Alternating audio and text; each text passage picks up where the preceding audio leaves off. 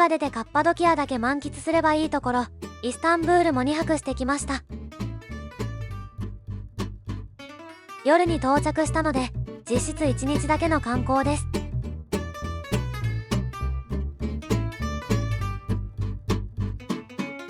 ヨーロッパ圏は遠くてなかなか行ける機会がないので欲が出てしまいましたね。予約していた空港送迎車でホテルに直行します。空港から約1時間で到着しました。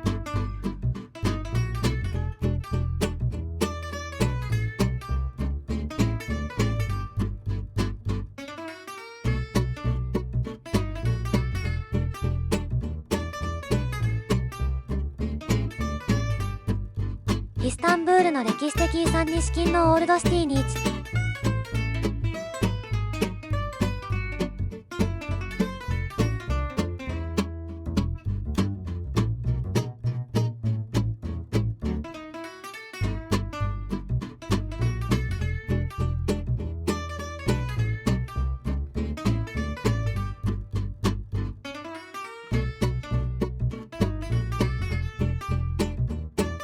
一番奥にフロントがあり、右に曲がると宿泊者専用のフィットネスジムがあります。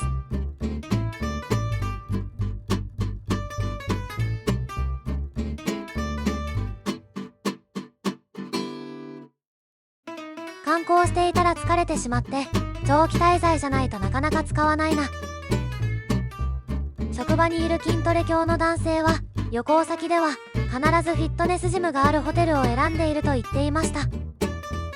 お部屋へ向かいます。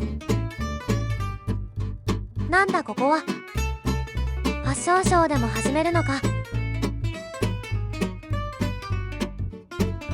YHG ダイヤモンド会員特典でボトム予約からワンキングサイズベッドルームスイート51平米にアップグレード。一つ目のトイレです。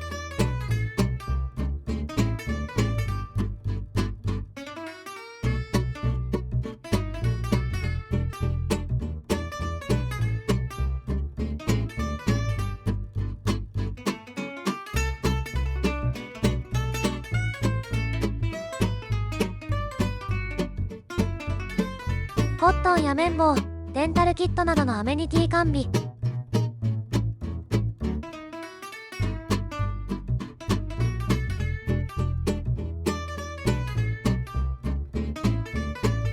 鼻炎の夫が喜ぶティッシュもある。ドライヤーもあるのか。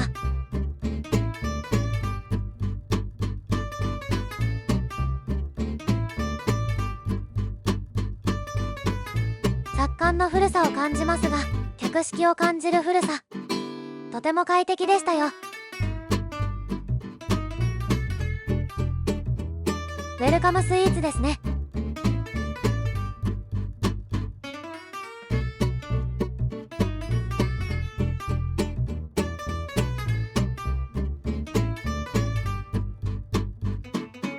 コーヒーマシーン、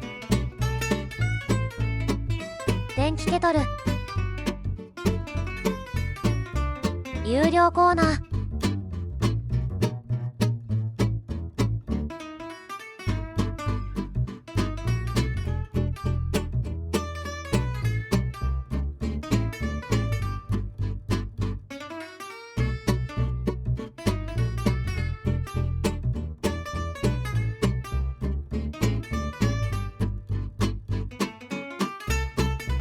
奥にはベッドルームです。海外って冷房がガンガンについていますが、消すとすぐにムシッとするんですよね。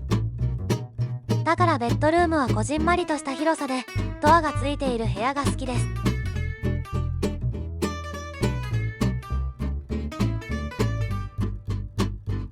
収納多めのお部屋。バスルームです。出た。この洋式のバスタブ。カッパドキアでもこんな感じでしたね。カーテンだとかびるからスライドドアにしたのでしょうか。立て付けが少々悪い。トイレその2。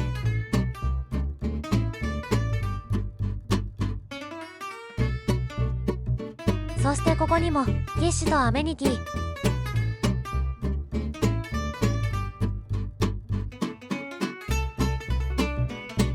ドライヤーは途中で止まる。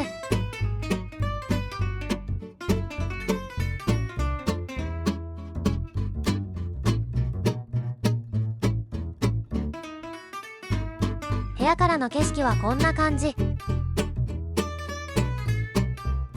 路面電車が通っています。では就寝。おはようございます。イスタンブール1日観光の始まりです。まずはホテル朝食を食べに行きましょう。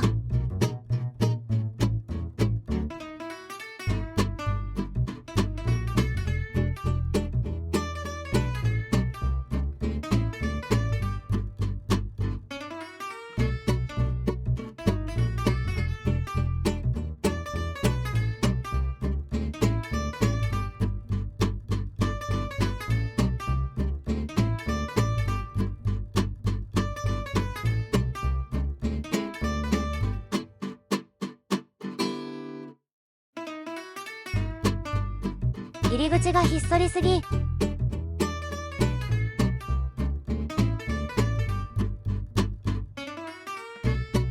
朝食会場は吹き抜けの1階にあります。パン系が多いような気がしました。種類豊富です。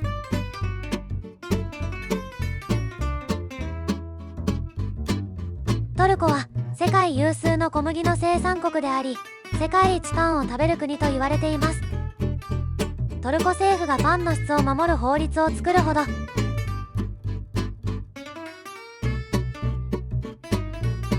トルコではパン自体のことを駅メッキと言います。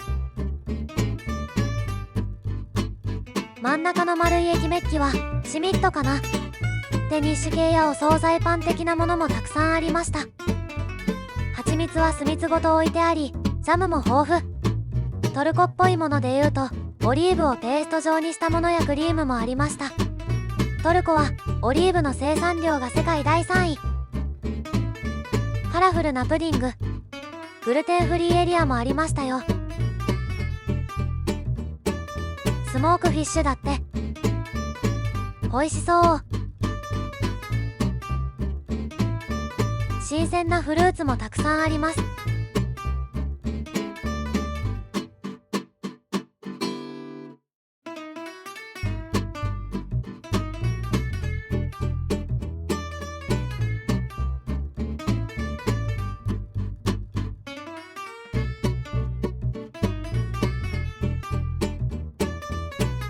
レックステーションもあります。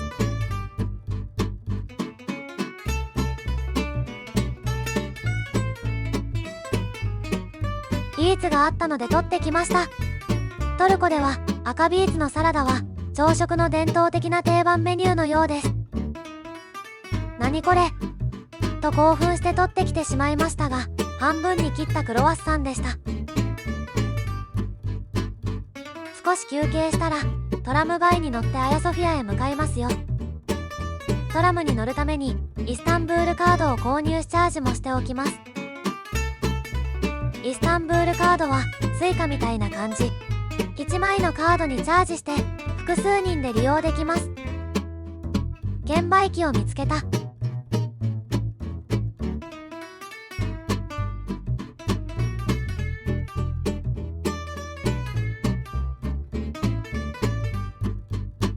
なんと日本語の表示ができました。途中ガイドのおじさんが来て全部やってくれました。カード取り忘れないように。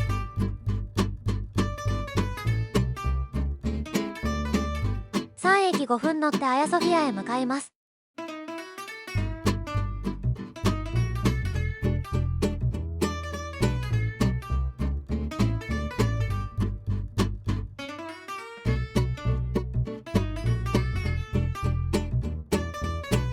ニャンコが2匹。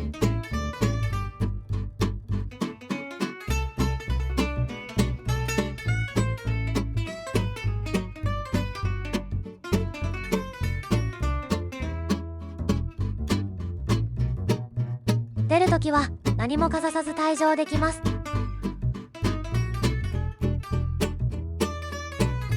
10月ですが、長袖1枚でちょうど良い。念のためウルトラライトダウン持参。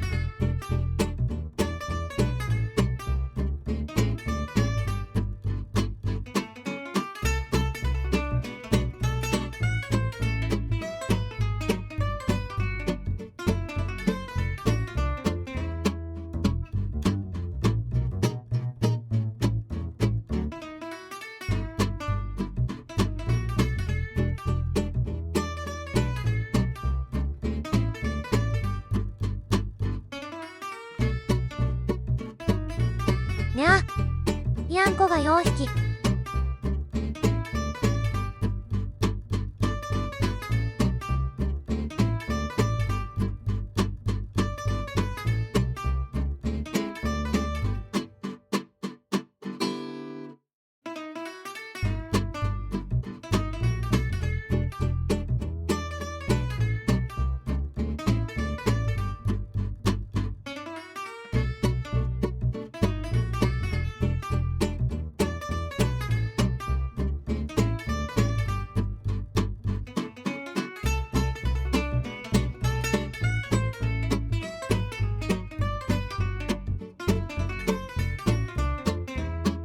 おでかい建物が見えてきましたね。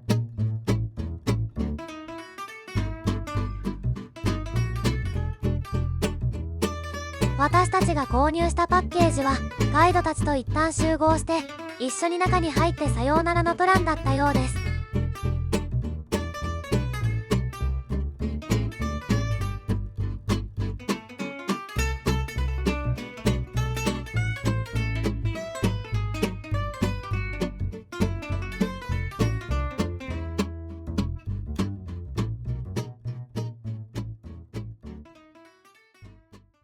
あ、これアサーン。この音、カッパドキアで早朝流れていた音と一緒。この入り口はトルコ市民専用の入り口です。観光者は別の入り口ですのでご注意を。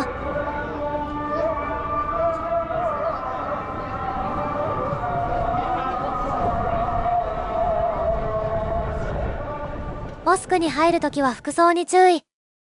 男性も女性も露出してはいけません。加えて、女性は男性を誘惑しないよう、魅力的な髪も隠さなければいけません。現在のアヤソフィアは、観光客は2階部分しか入れません。軽くアヤソフィアについての歴史を紹介します。537年にアヤソフィアが建設。東ローマ、ビザンツ帝国時代のキリスト教、ギリシャ正教の総本山として使用されます。1453年にオスマン帝国の侵略によりモスク改修。第一次世界大戦敗戦後、トルコ独立戦争が起きてトルコ共和国となります。トルコ建国の父とされるムスタファ・ケマルによって1937年に政教分離を宣言。アヤソフィアを無宗教の博物館として全ての人に公開します。1985年にユネスコ世界遺産に登録。オスマン帝国では異教徒から税金を徴収はしましたが、虐殺したり回収を求めたりはせず、キリストのモザイク画のあるアヤソフィアを破壊することなく、そのままモスクとして使えました。こんなに宗教絡みで寛容なことってあります。珍しいのではないでしょうか。ドームの四隅に6翼の天使が描かれています。ビザンツ帝国時代のキリスト教によるものですね。アヤソフィアは歴史的に見てキリスト教とイスラム教の両方に関わる施設。1階は礼拝者専用です。なんと厳かで美しい空間。天板の装飾はカリグラフィー。カリグラフィーとは西洋の書道といった感じです。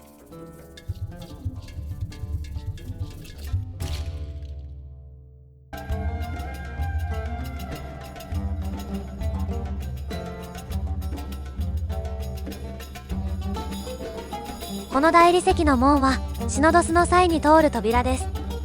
天国と地獄への門とも呼ばれることもあります。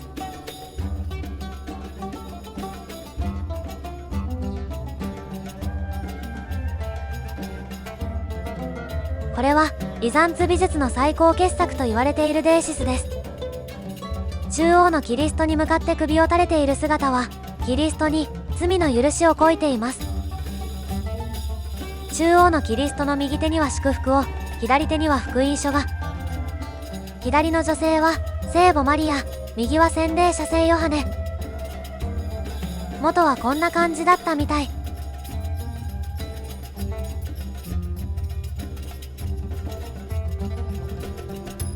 近くに第4回十字軍の指揮官ベネツィア総督のエンリコ・ダンドロ氏の墓石がありました。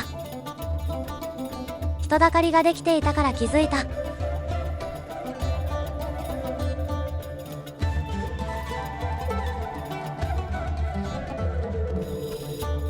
中央の玉座に座るはイエス。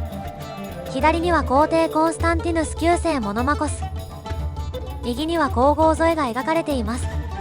モノマコスが持っているのは献金袋です。皇后夫妻によるアヤソフィアへの寄付が描かれています。中央には聖母マリアと幼子イエス。左には皇帝ヨハネス2世コムネノス。右にはその妻である皇后エーレーネ。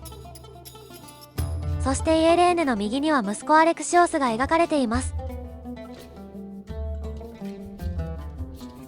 こちらもアヤソフィアへの寄付が描かれています。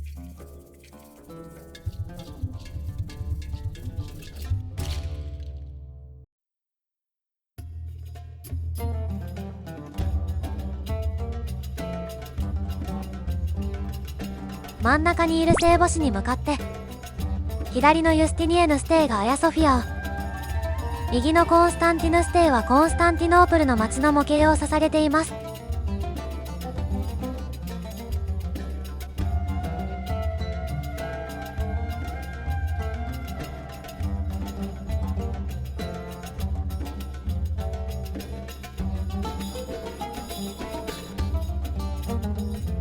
マリアとキリストの母子画を白い布で隠してあります。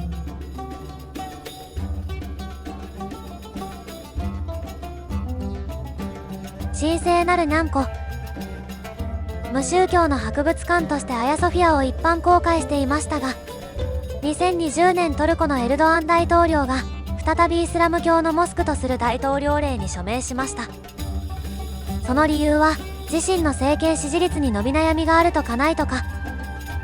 以前のアヤソフィアは1階部分も観光客が入れたのに現在は入れないのはこのことが影響しているのか。地流によって変化が起きるので早めに歴史的文化遺産に訪れておきたいですね。お次はアヤソフィアから徒歩5分のところにあるブルーモスク。こちらはオスマン帝国の第14代スルタンアフメト1世によって1609から1616年の7年の歳月をかけて建造されました。大体のモスクにはミナレットが4本以内となっていますが、ブルーモスクには6本のミナレットがあります。当時建設する際に聞き間違いで発注してしまった説。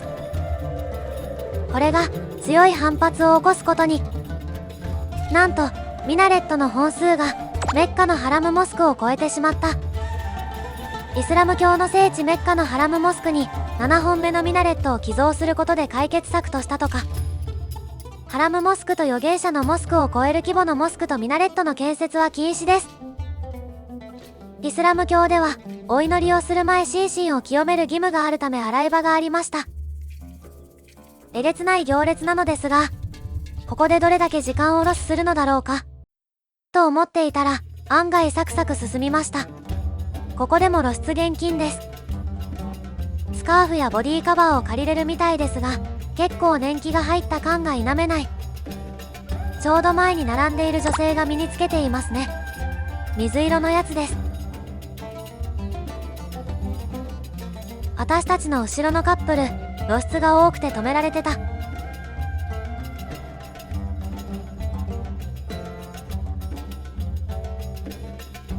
外観も青いですが、ブルーモスクと言われるゆえんは内部のイズニックタイルから来ています。16世紀に入ってからは緑や赤色も出せるようになります。モスクに入るときは下駄箱があるのですが、他の観光客に間違えて持っていかれないように気をつけましょう。素足で入ってもいいのですが、水虫の方がいたら嫌だなぁと思い、靴下を履いて臨みました。照明の色味でブルーでなくてピンクっぽく見える。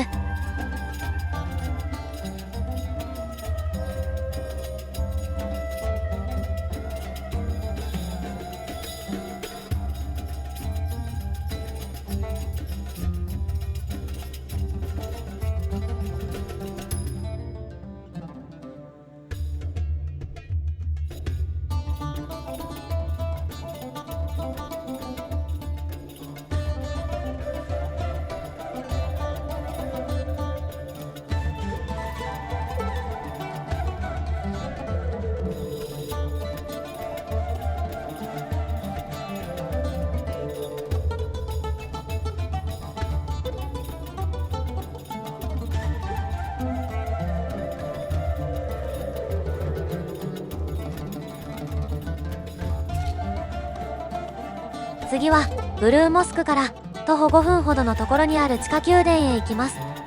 入り口分かりづら。所要時間はだいたい30から60分くらいかな。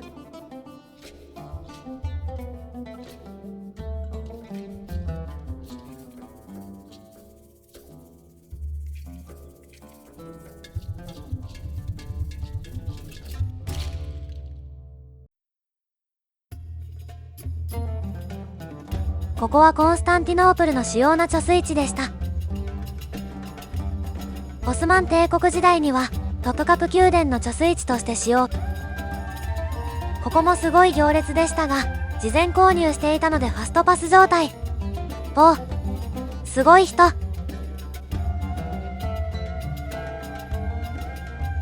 長さ140メートル、幅65メートル、高さ9メートルの柱336本で支えられた巨大な貯水池跡。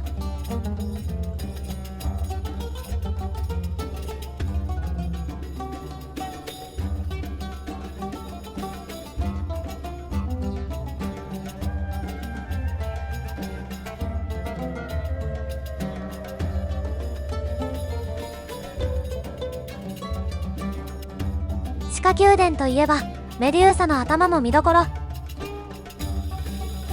横向きと逆さにされている像があります。理由ははっきりしていませんが、神殿の一部を再利用したとか、異教徒が意図的に配置したとか言われています。ギリシャではメデューサの頭は魔除けのシンボルとされていたので、魔除けという意味で使用してたのかも。でも正面を向いていないのはなぜ？メデューサの強すぎる力を抑えるためなのか、謎です。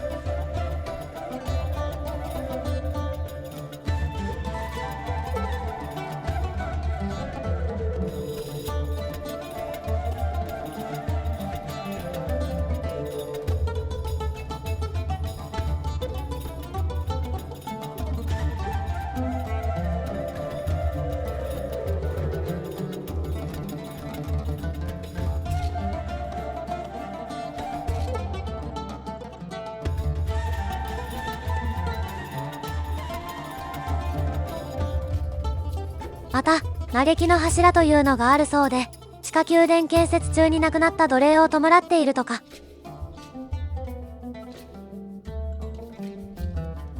ガラス作品などが置かれてアート性の高い地下宮殿を見ることができました。ちょうど、小学生の集団に出くわし、目があったらめっちゃテンション高くて挨拶されました。かわいいですね。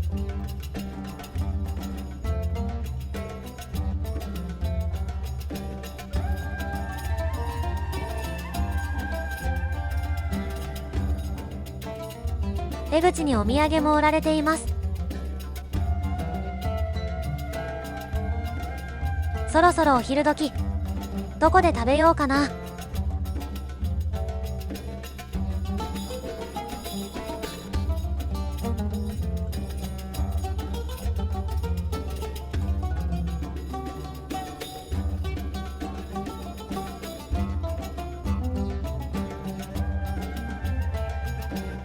ほう、おしゃれ。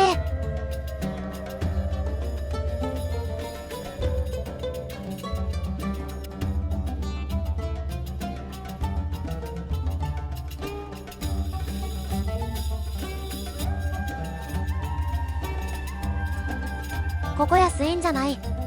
アヤソフィアみたいな名前のお店。そうそう、カッパドキアでも感じたのですが、トルコ人タバコ吸う人多すぎ。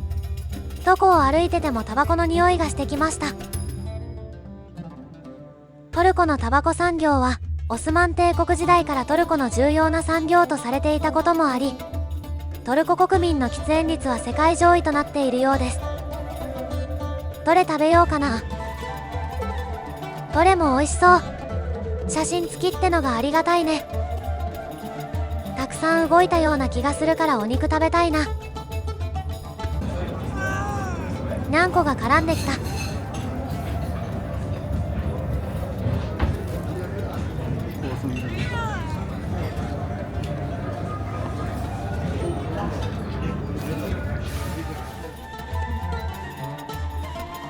ミンチ肉のピタパン。ピザに近い。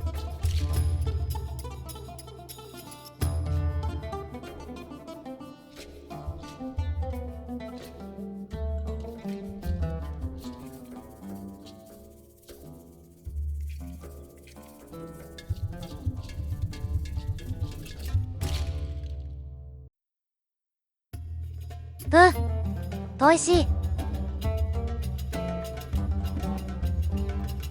ハムケバブめっちゃおいしい。ハムは臭みがなくてうますぎ。隣の店が賑やかになってきた。流しか。猫ちゃんにパンを少しあげたらいらんって言われた。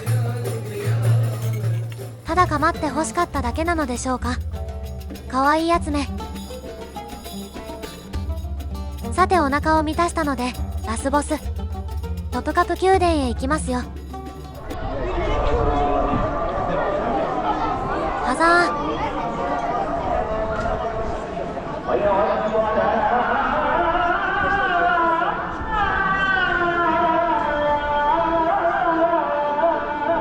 ー。トプカプ宮殿はアヤソフィアの奥にあります。入場料が高いので見るかかなり迷ったスポット。しかも一番の見どころのハレムは別料金。できるだけ安くしたいのでツアーに申し込みました。トプカプ宮殿を見学する際は絶対音声ガイドを借りた方がいいです。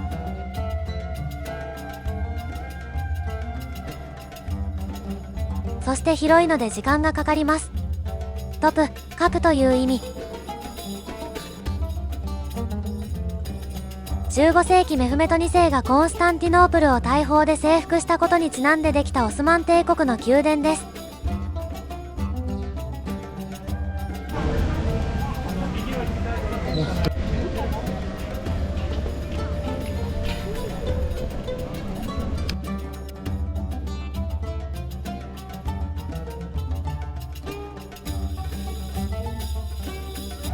この門は挨拶の門。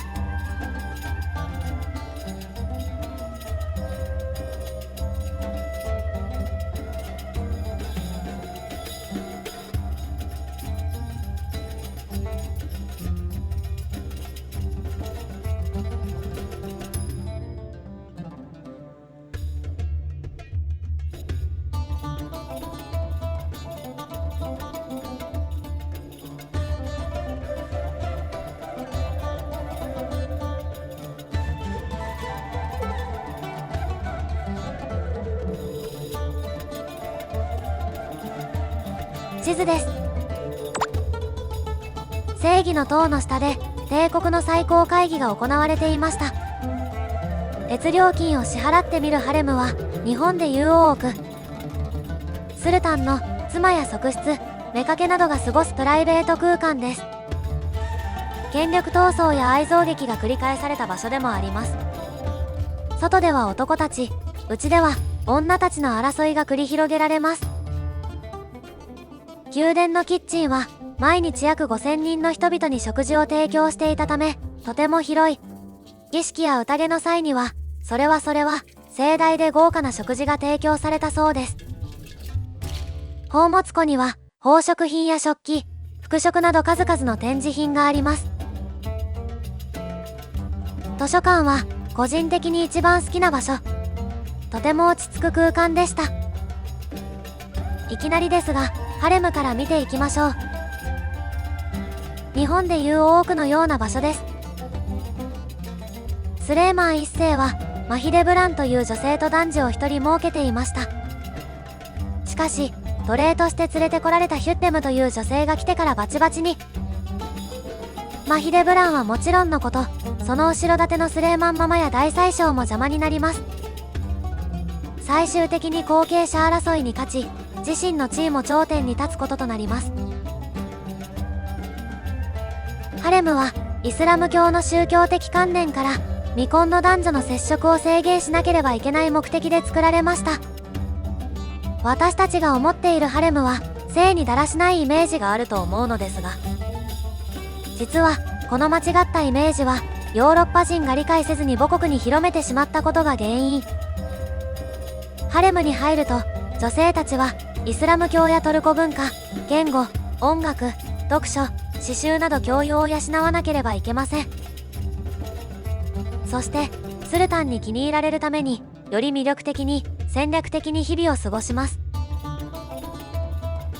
スルタンの前で魅力的なダンスをし、その中から気に入られた女性にハンカチを投げると一夜を共に過ごせるという慣習がありました。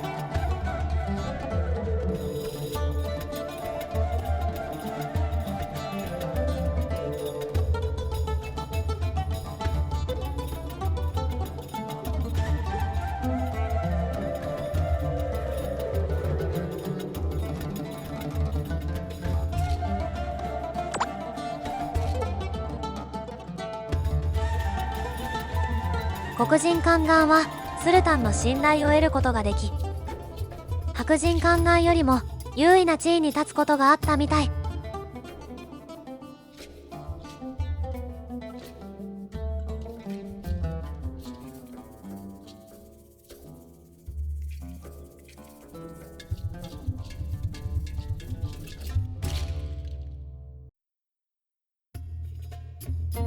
スルタンママのお部屋です。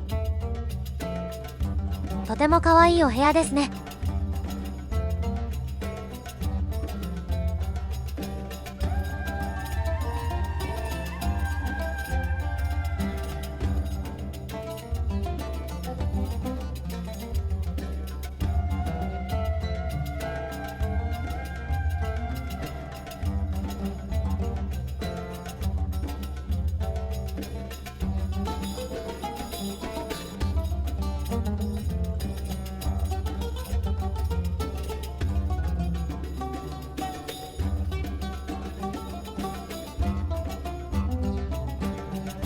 こちらはハマム。広い天井も高い。寒くなかったのでしょうか。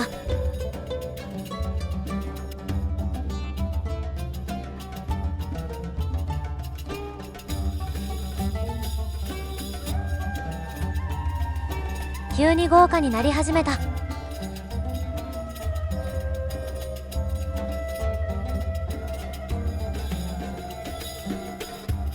こちらの大広間は謁見室。スルタンとそのお気に入りが過ごす部屋です。儀式が行われた場所でもあります。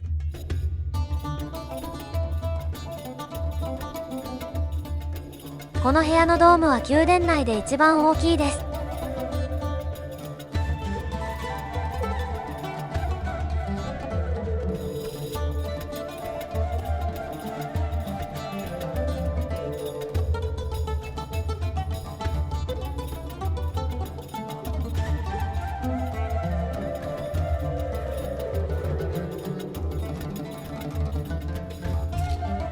ここはムラト3世のサロン。ムラト3世はスレーマン1世の孫にあたります。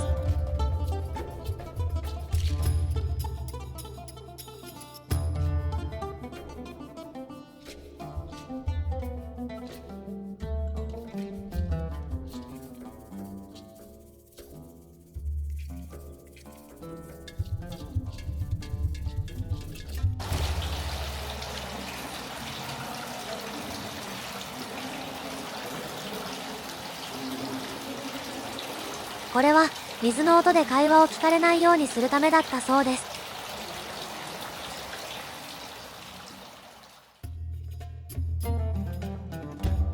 側室たちの部屋です。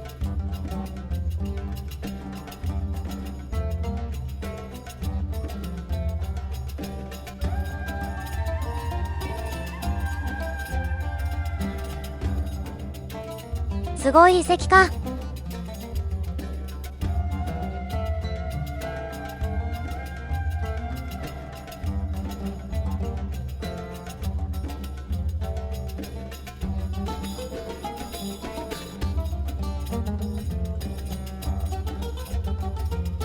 ハレムのキッチンがありました。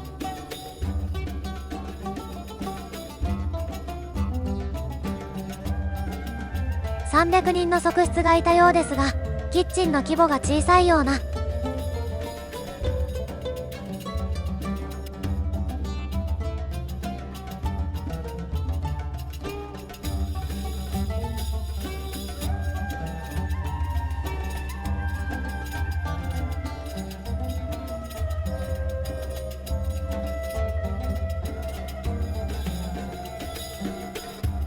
女子トイレはいつも混んでいますね。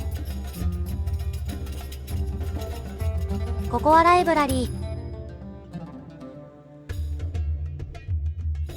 ー。開放的で素敵空間です。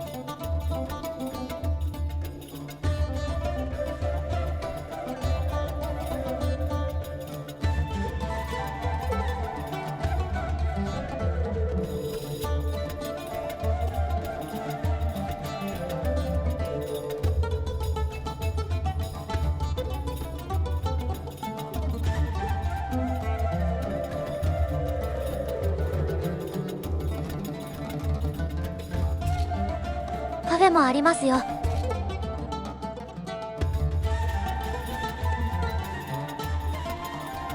宮殿キッチンにはすごい大きな鍋が。トプカプ宮殿では1000人近くの厨房スタッフが雇われていたそうです。オスマン帝国時代の豪華さが垣間見れますね。熟練した料理人たちは何世代にもわたって受け継がれるレシピを開発します。バクラバはオスマン帝国時代から現代まで受け継がれる人気のお菓子。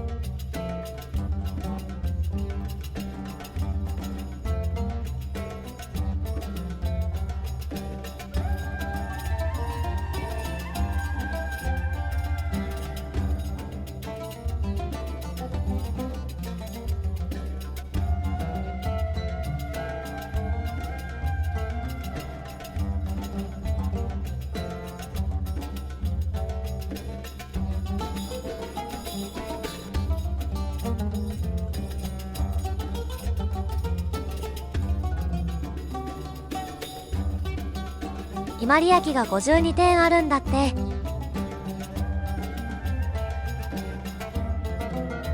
一番奥に行くとボスポラス海峡を一望できるエリアに出ます。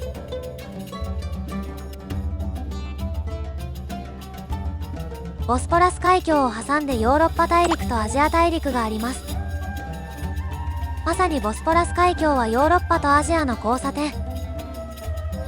ボスポラス海峡を挟んで奥に見えるのがアジア大陸です。今私たちはヨーロッパ大陸側にいます。記念撮影もできるみたい。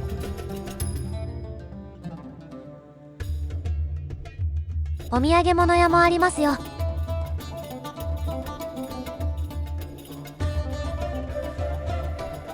商品の上で普通に寝ちゃう猫さん。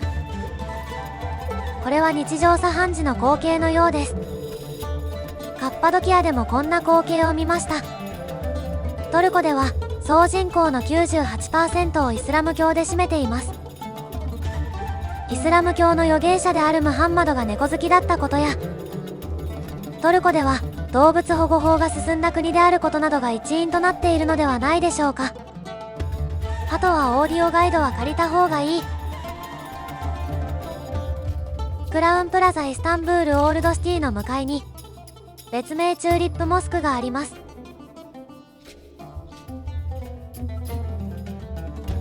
イスタンブールの面積は5343平方キロメートルあるのですが、そのうち3000を超えるモスクがあります。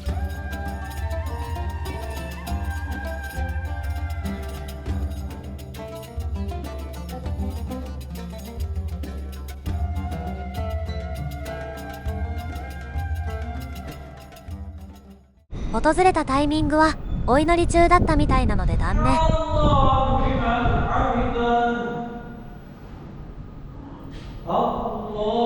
体感だけ楽しみました。小腹が空いたので軽く食事をしに行きます。クラウンプラザイスタンブールオールドシティから徒歩5分。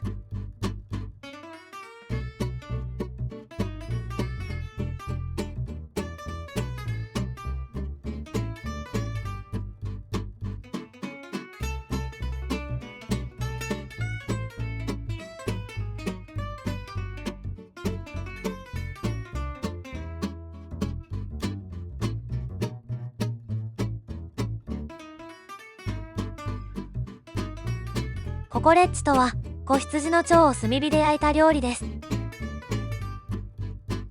これがとっても美味しい。ほんのちょっとだけスパイシー。ホルモンが苦手の方でもいけると思います。ぜひチャレンジしてみてください。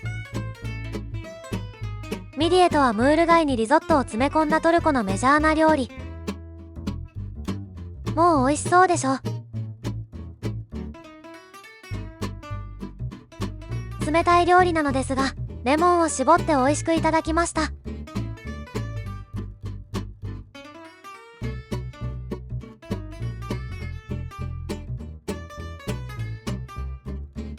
あれがココレッチですね。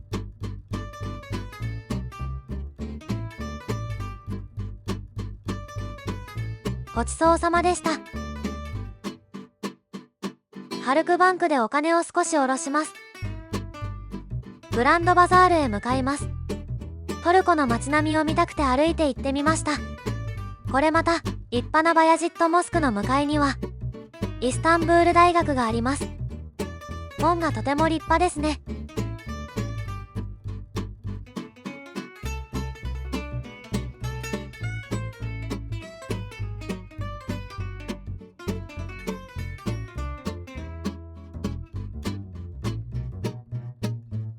やってきました。バザールでござーる。クラウンプラザイスタンブールオールドシティから徒歩12分。バザール内はとても広いですが、しばらく歩いているとなんとなく位置関係が分かってきます。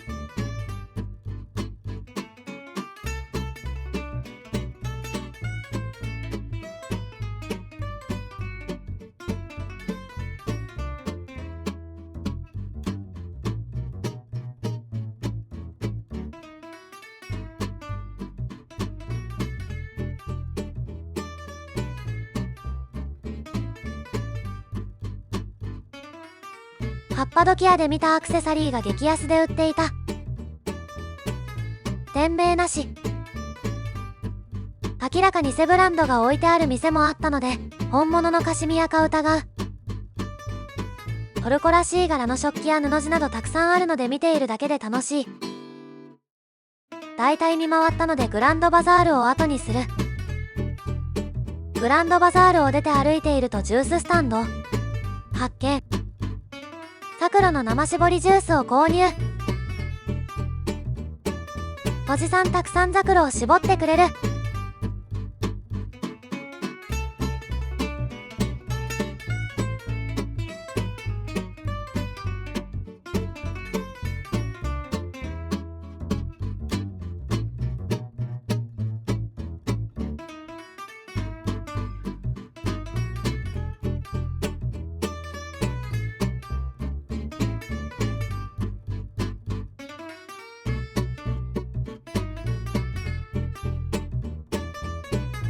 自然な甘さで美味しい。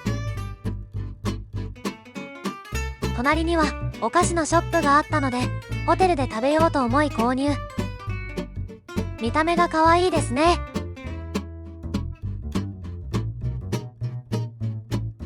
高かったです。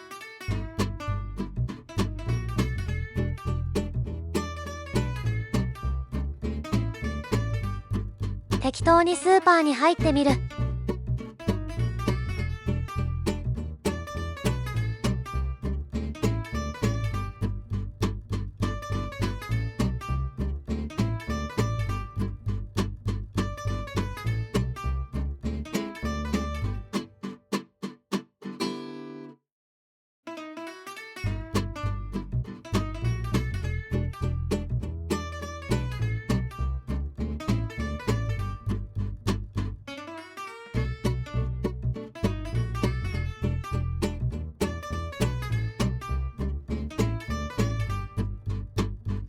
チェリージュース。ターキッシュエアラインズでも提供されてたな。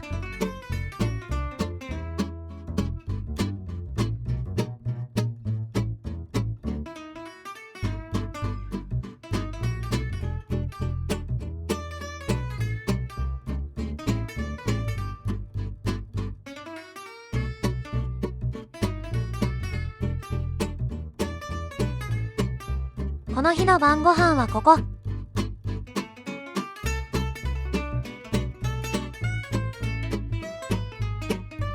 またかよって思われちゃう。はい、さっきと似たようなもんです。美味しかったのでつい。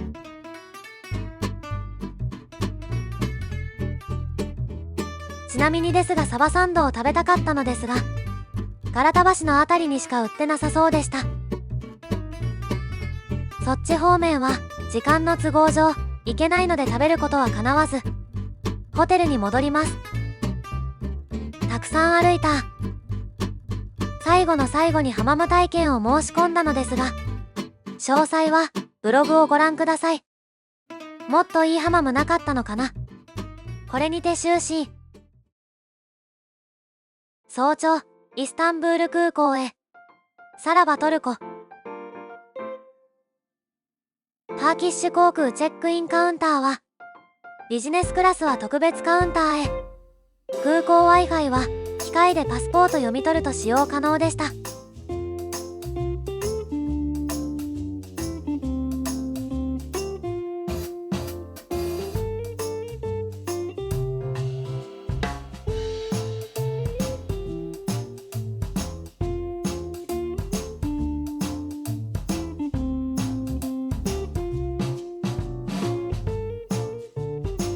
おしゃれなカフェやお店がありました。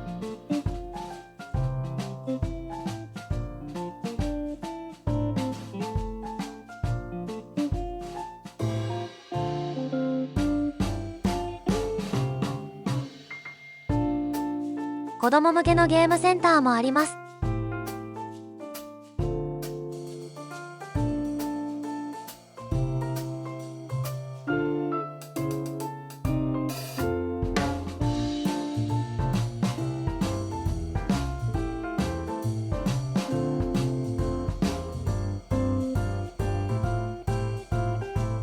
お土産は声をかけてくる商品は絶対高いので、一旦断って奥の商品を見てみてください。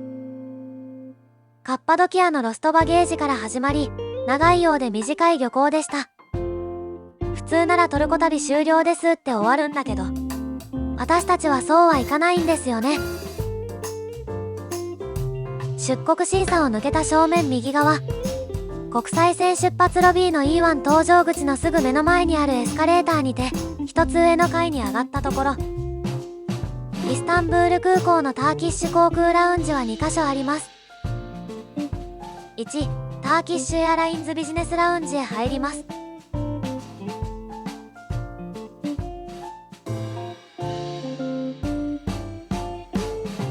ラウンジに入るのにゲートがあった。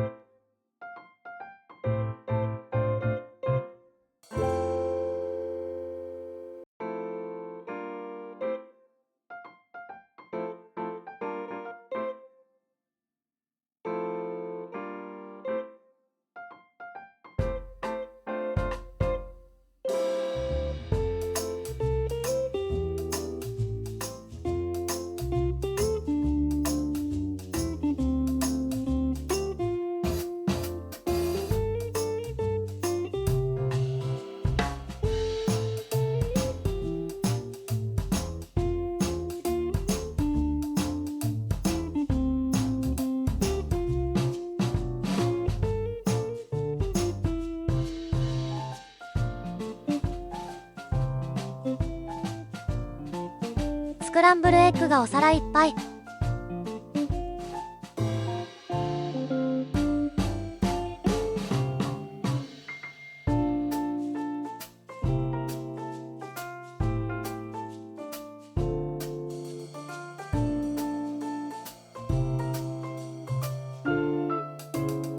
樽の中からはワインが出てくるのかと思ったら、トルコの伝統的なヨーグルトドリンクでした。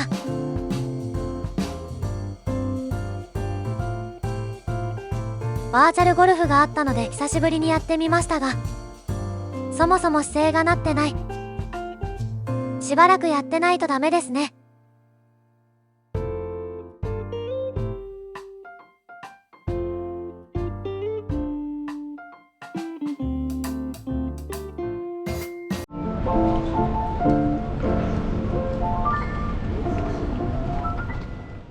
では、ターキッシュエアラインズビジネスクラスに乗ってマンチェスターへ。イスタンブールからマンチェスターに行って、中国乗り換えで関空に帰ります。約4時間と短距離路線のため、フルフラットにはならない座席タイプ。機内食の朝食です。塩コショウがかわいい。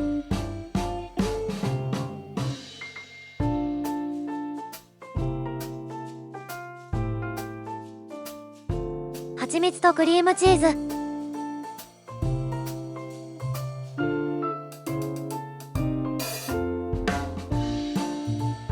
オートミール。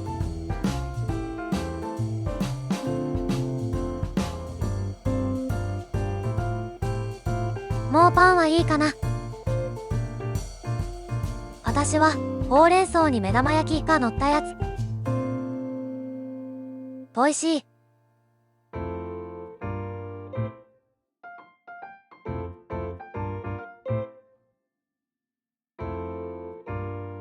夫はチーズトースト。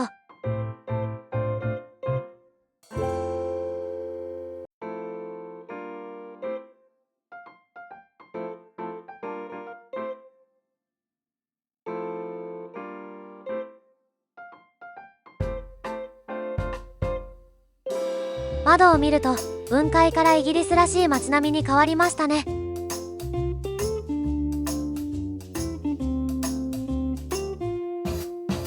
初イギリスです。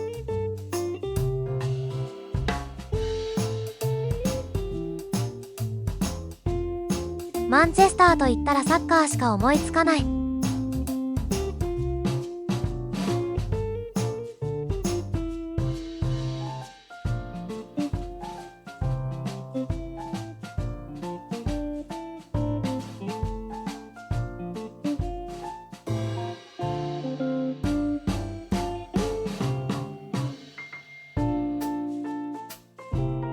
これが噂に聞いてた入国振り分け。日本は信用があるためか、右のレーンで時間をかけずに入国できます。これは嬉しい。しかし、空港スタッフに中国人と間違えられて左に誘導される私。アジア人の見分け難しいよね。タクシーに乗ってホテルに向かいます。マンチェスター空港から車で20分で到着。街並みを見るだけで興奮する。イギリスっぽい。本日泊まるホテルはボコ。おなじみの IHG のホテルです。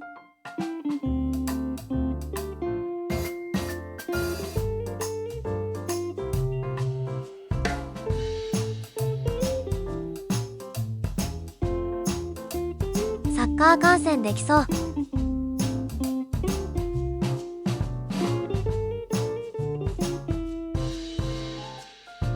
ルームツアーです。いきなりバスタブが登場。角部屋チーバースイート56平米。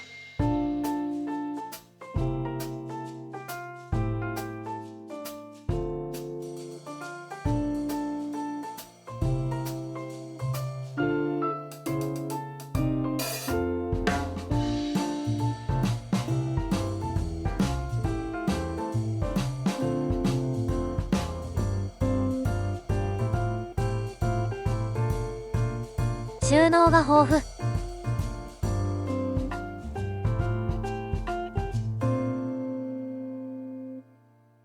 ャリーケースみたいな冷蔵庫。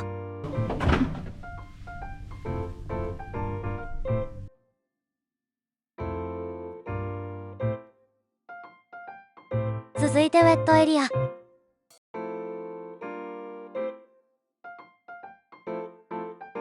清潔感があってシンプル。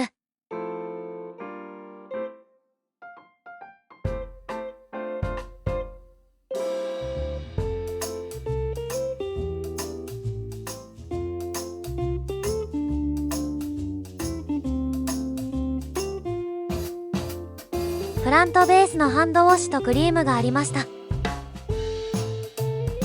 よく見るとタオルレールのスイッチ、はしごのようなデザインのタオル掛けが温かい。ウェットエリアは温まるタオルをかけておけば乾く。すごくいいアイデア。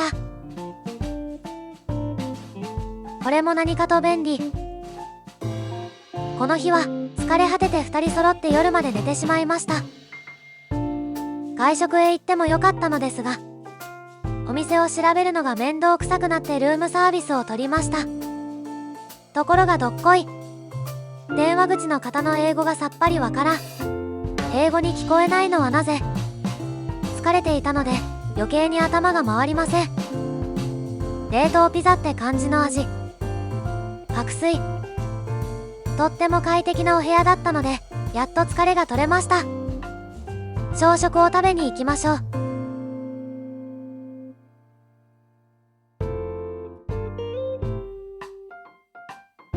通路を歩いていると、名前がついている部屋とついていない部屋がある。フルトンやアダムスやら人名。私たちの部屋のチーバーも人名でしょうか。知っている方がいましたら教えてください。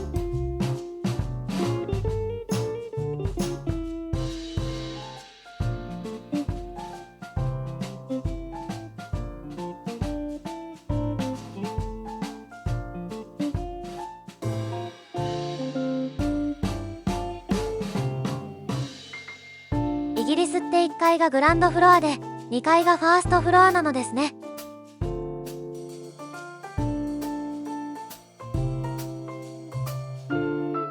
IHG ダイヤモンド会員特典で無料。海外のダイナーって感じでいい雰囲気。物価が高いイギリスで朝食無料は大変ありがたいです。これ何？黒くて硬いブラックプディングって書いてある。イギリスでは欠かせない朝食のようです。豚の血の腸詰めらしいです。ソーセージの類。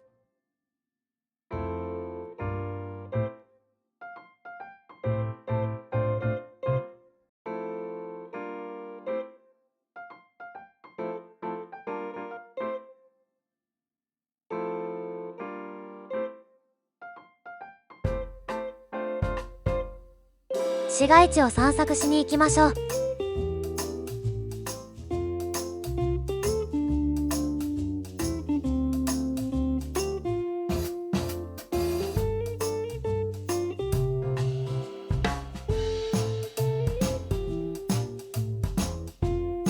プライマークに入ってみる。母校マンチェスターから徒歩10分。イギリスではお手頃価格のファッション小売店です。衣類はもちろん化粧品や雑貨などあり、ち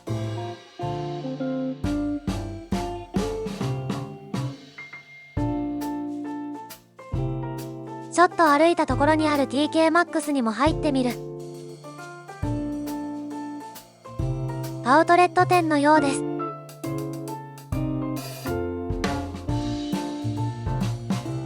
ここからモールみたいなところにつながっていたので散策。お腹が空いたのでお店を見ているとピザかチキンばかり。適当に入ったお店がイギリスで人気のチェーン店だった。日本語が羅列された変なお店発見。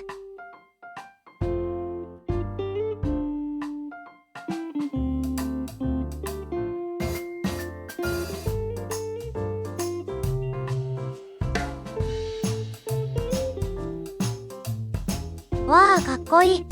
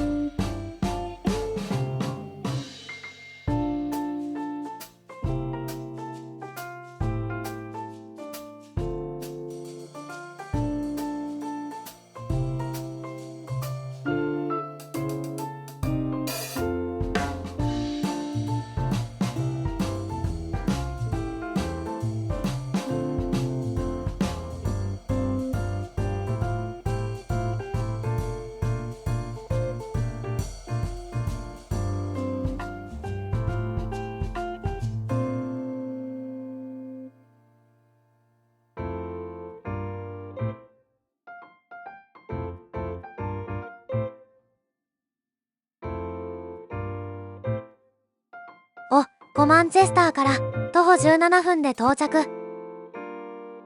散歩するのにちょうどいい距離でした。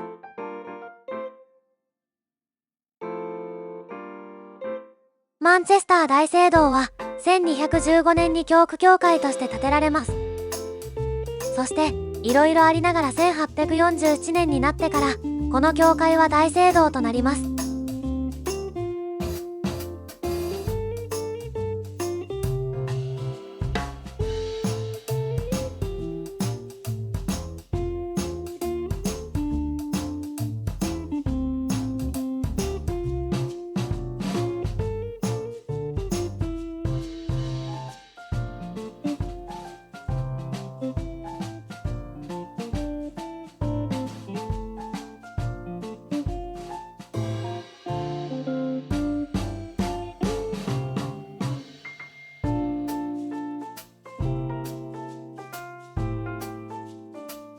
この西洋の厳かさは圧巻の美しさですね。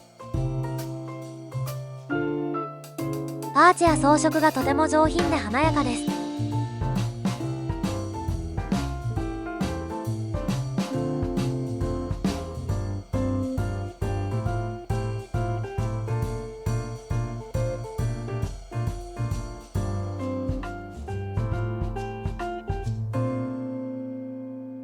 ゴシック建築の細微な彫刻や装飾がとてもミステリアスな雰囲気を出している。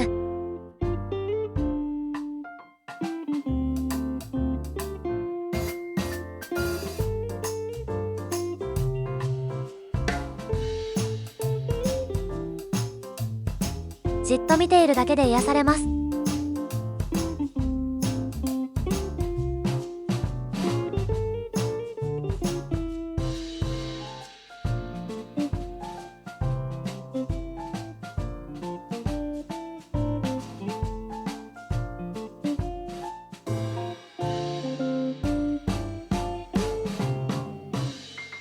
帰りますよ。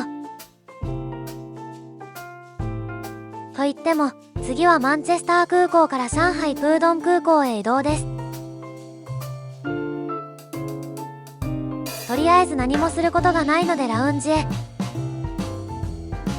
2階のこのラウンジは混んでいて列ができていたので別のラウンジへ移動。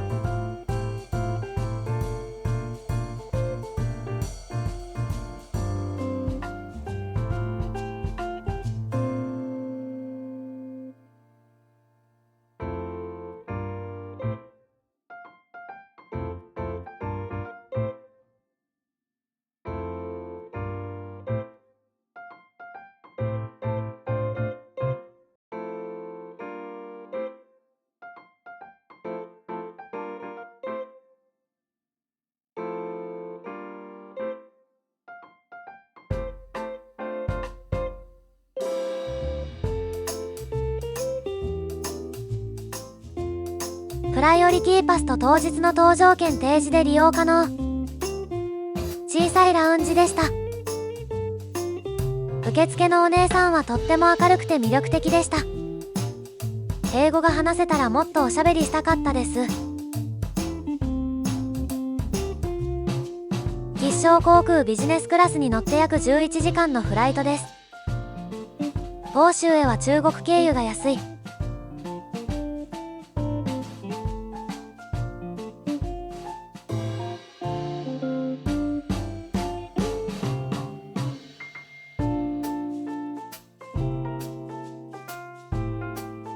フルフラット、ふかふかスリッパで超快適。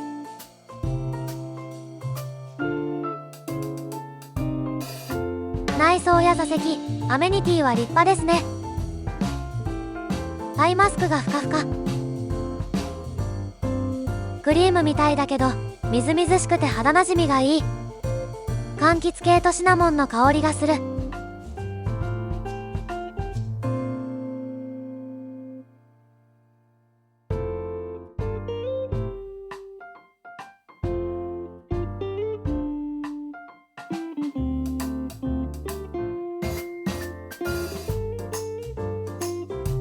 母お疲れさん。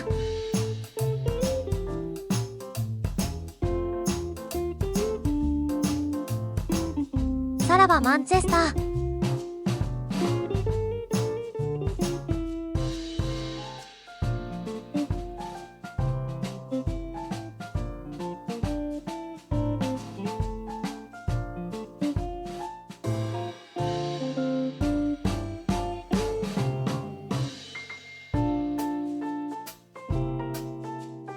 夫はチキンを選びました。美味しそう。私はお粥をいただきます。優しいお味で朝にぴったりですね。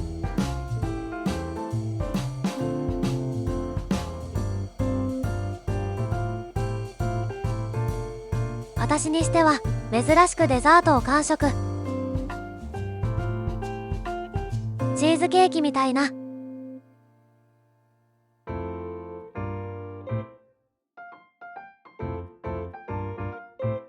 11時間もあるのでフルフラットでゆっくりします。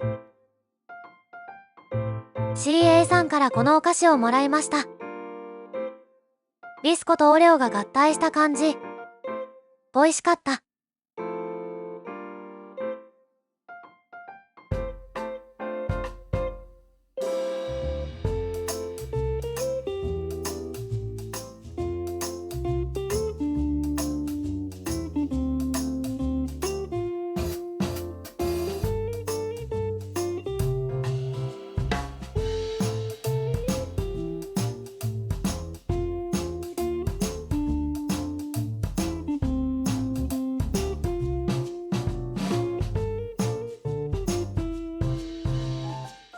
必勝航空ビジネスクラス搭乗2人で利用。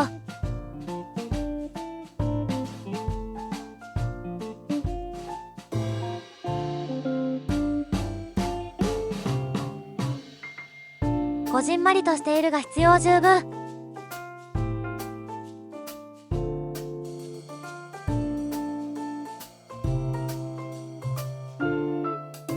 蒸し料理や煮込み料理が多いかな。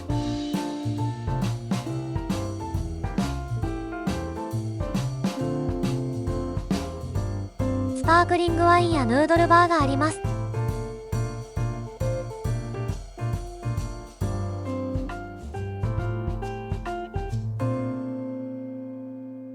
機内で食べた金カツがある。ヌードルバーの女性が中国語しか話せない方で、夫は伝え間違えてワンタン麺とラーメン2つ持ってきました。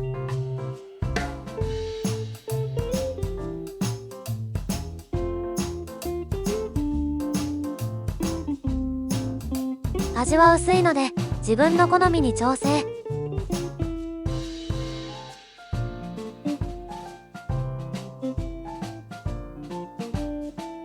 私は中華街を食べる。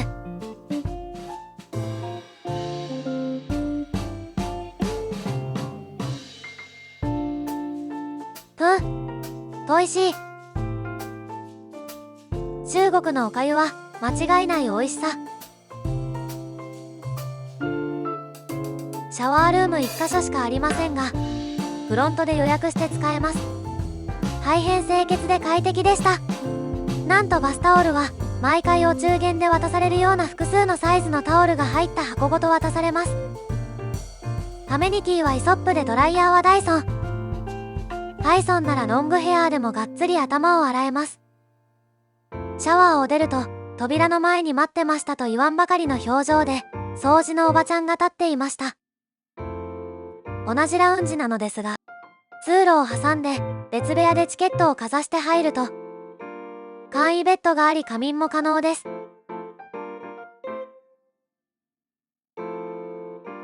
上海から関空へ向かいます。またまた吉祥航空ビジネスクラスに搭乗。2時間半のフライトなのでシートは短距離仕様を。カップ底にお茶っ葉内蔵。このアイディアめっちゃいい。日本も作って。こうして関空に到着するのでした。ご視聴ありがとうございました。いいねやチャンネル登録で応援してね。